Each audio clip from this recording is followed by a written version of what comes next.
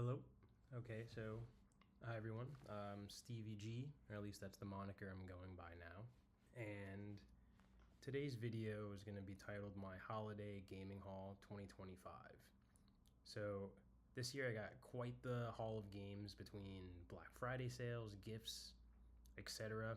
And I wanted to share my haul pretty much for this reason, because these are the games I'm going to be playing for most of 2026. There are a few exceptions. Like GTA 6, Resident Evil 9. I love Resident Evil. I have deemed this year the year of the backlog, at least for me.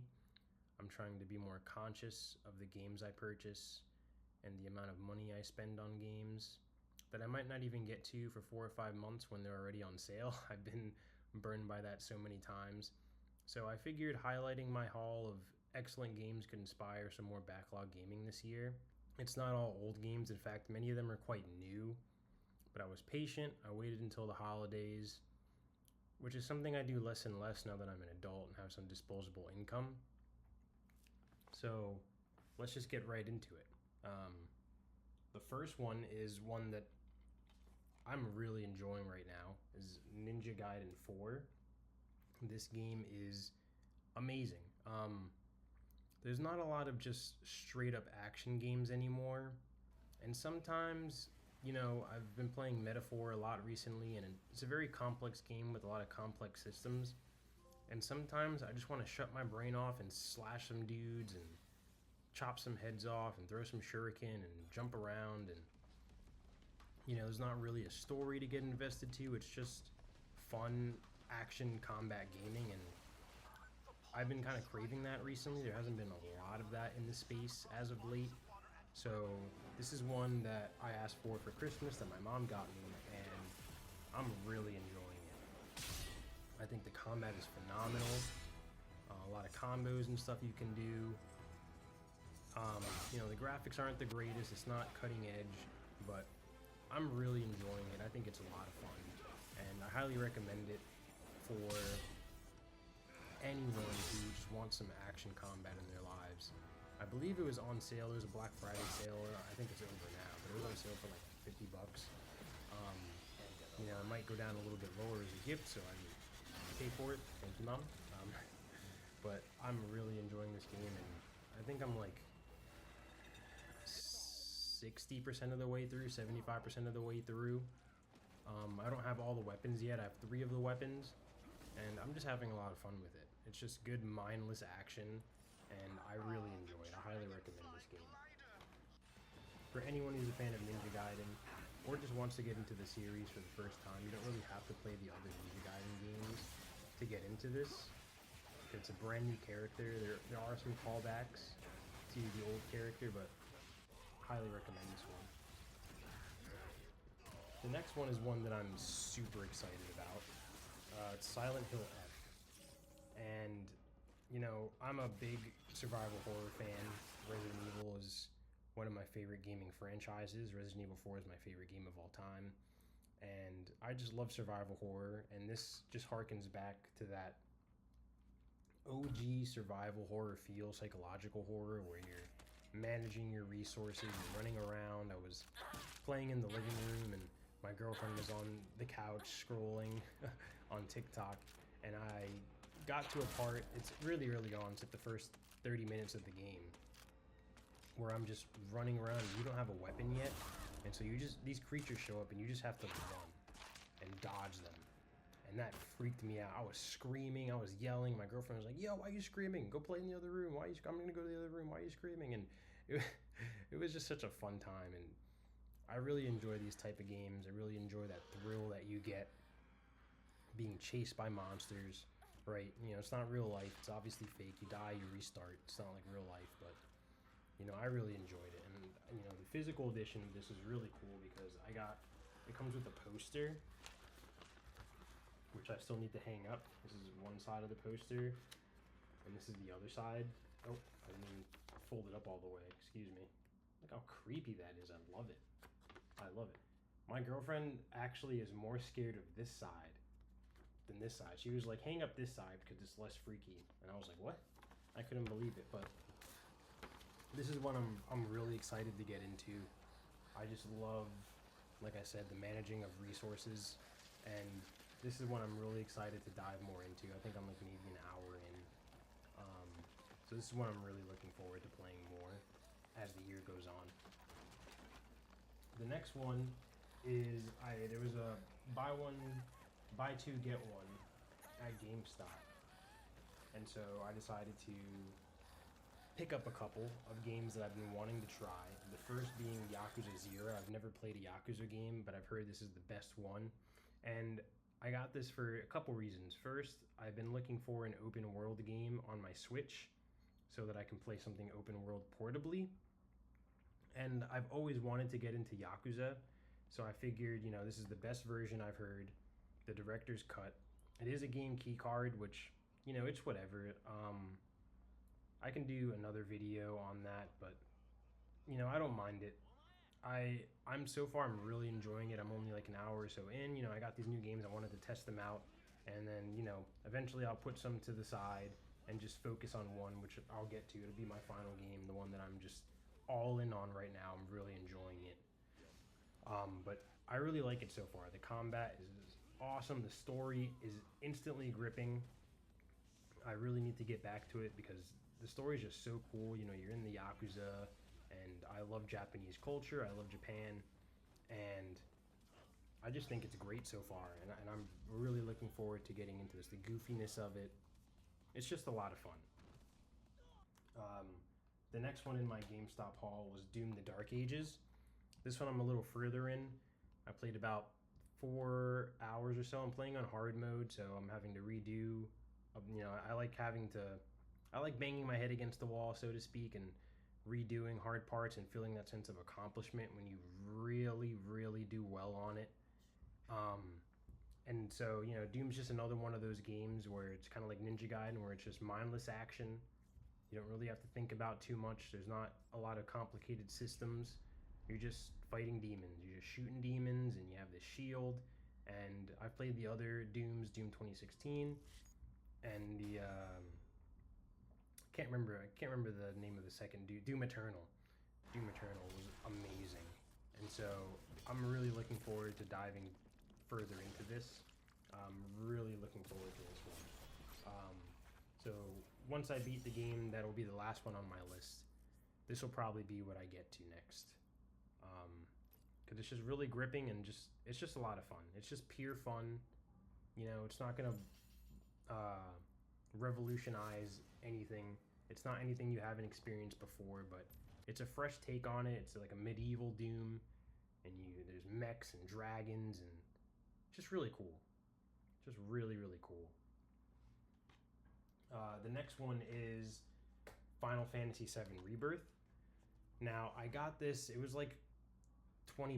It was on sale for $20. I think I spent like $60 total for the 3 games, which is a great deal. And in my opinion, I still haven't beaten Final Fantasy VII, the remake. I'm about halfway through that one. And so this one's going to take a little bit of time to get to, because, the Final Fantasy VII, these are meaty games, 70, 100 plus hours. And so I'm very much looking forward to getting into this. Probably in the middle half of the year. It's going to be a while before I get to this one, but I just wanted to get it, to have it. It was super cheap, and it'll be sitting on my shelf for a couple months, but I cannot wait to dive into this.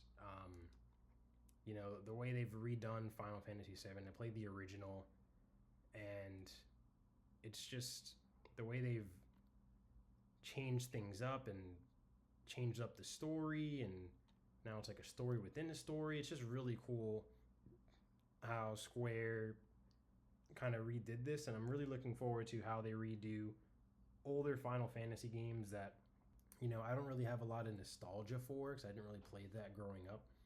I was more of a Pokemon guy. That was the RPG that I would play. And Mario RPGs, those are the RPGs that I would play growing up. And so I don't have a lot of nostalgia for them. So it's very hard to go back to those games now, especially with, how dated the graphics are, how dated the combat systems are. And so I just like that they redid it, and I'm really looking forward to this one a lot. I'll get to it eventually. I have 2 more. This was on sale at Amazon, a Black Friday deal for $15. I had sold Mario+rabbids Kingdom Battle. I bought it when it first came out, and I played through it, and I sold it to buy another game that I wanted to get. I can't remember which one exactly. And I was always... I wanted to go back and play it again, because I just love the combat, that XCOM style combat with Mario. I just thought it was a great idea. And I was kind of sad because I had a hankering to play it, and I had sold it. And so I saw this deal as a double pack, and I had to snag it. So right now I'm currently going through Sparks of Hope. I played a little bit of it just to get my feet wet. I still have to go back and play. It's part of my backlog of the year, 2026, the year of the backlog. But these games are phenomenal. If you like XCOM style combat, if you like Mario, if you like the Rabbids' goofy nature, I highly recommend it. I think it's a lot of fun and a very unique idea. It didn't sell very well. Part of that problem, because I just picked it up like many years later. So I don't know if we're going to get another one, but it's just a cool part of gaming history that, you know, I'm excited to dive back into. And then the last game on my list, keep this video from being super long, I just want to do a nice short holiday haul video, this is the game that I am 100% in on. I played it, I cannot stop playing it. I'm addicted to it. I think I'm nearing the end. I'm probably like 70% of the way through. I have most of my abilities now, and I'm nearing the end, and that's Metroid Prime 4 Beyond. This game is incredible. Despite what people are saying with, you know, Miles McKenzie and the desert area being a little bland, if you can just look past that, the dungeons in this game are some of the best in the entire Metroid Prime series, to be honest with you. The only one I haven't played is Metroid Prime 2. I played the first one, the remastered one, and I played Metroid Prime 3. That was actually the first Metroid Prime game that I played, because I love the 2D Metroid games. And I had a Wii at the time, and I played all through Metroid Prime 3, and I loved it. I never got to play 2, and so that's when I'm hoping that Nintendo remasters soon, so that I can check it out. I'm really looking forward to that one. But Metroid Prime 1 Remastered is an incredible game, and Metroid Prime 4 is no different. I highly recommend this game. I think it's incredible what they've done here, and I'm all in on this game. I can't stop thinking about it. I can't stop playing it. I just love the exploration. I love scanning stuff. It's like you're a detective and you're shooting stuff, and it has some lows for sure. The desert area isn't the greatest, but I just think it's a phenomenal experience, and one that I would recommend to anyone who wants to check out the series. I would probably suggest playing Prime Remastered first, but then again, that game is a little bit less hand-holdy, so maybe this one is the one to just start off with and then go back to Metroid Prime 1 once you get used to the systems and how things work. They change up the control scheme a little bit here. It's a lot more fluid, a lot more intuitive, but this game I'm all in on it. And, you know, this is the game that I'm going to complete, and then I'll get to the other games that I just showed. And I really love this game. I really love this game. You know, don't fall for the, you know, people are bashing this game, saying it's not a Metroid Prime game. You know, it's a bad game. It's a bad experience. I highly disagree. I think it's an incredible experience, one that I would recommend to anyone who's a fan of first-person shooters, who's a fan of, you know, exploration.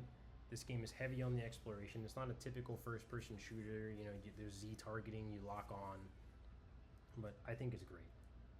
And so that was my gaming haul for the holidays of 2025. These are the games that I'm going to be playing, you know, for the next couple months, next handful of months. And, you know, I think it's important to kind of clean out the backlog. And I know there's FOMO with new games coming out, but if you can just wait and play what you have now and wait 5, 6, 7, 8 months, you know, you can find a really good deal later on for half the price or 40% off, whatever it is. Nintendo games don't normally go on sale, so I don't know about this one lowering in price too much, but anything that's not Nintendo, just wait a little bit if you can. If you're not a mega fan, or if you have games in your backlog, just focus on those for now.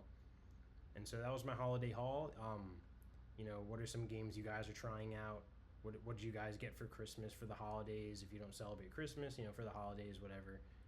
And this is what I'm going to be playing for the foreseeable future. I have quite a big pile of games here to check out, and I'm really looking forward to diving deep into these and so yeah, and so that's it for now. I'll catch you guys in the next one. Later. Peace out.